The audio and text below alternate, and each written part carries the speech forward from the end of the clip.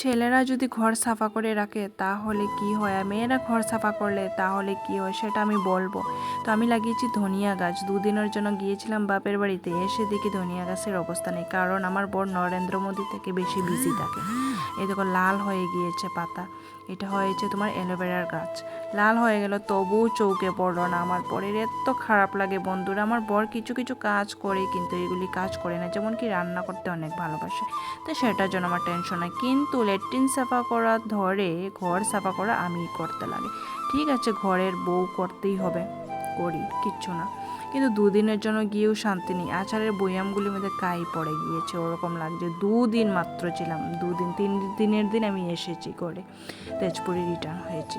আর এই দেখো এখানের মধ্যে না অনেক ধরনের আচার আছে, আর আমি অনেক ভালোবাসি আচার খেতে বন্ধুরা। ভাতের সাথে রুটির সাথে আমার আচার লাগবেই, আচার না হলে যেমন আমার ভাত হজম হয় না।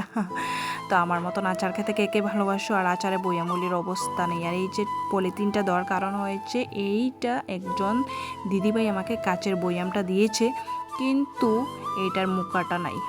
তার জন্য আমি আমার দিমাগ লাগিয়ে এইটাকে পলিথিন দিয়ে তারপর রাবার দিয়ে বন্ধ করেছি।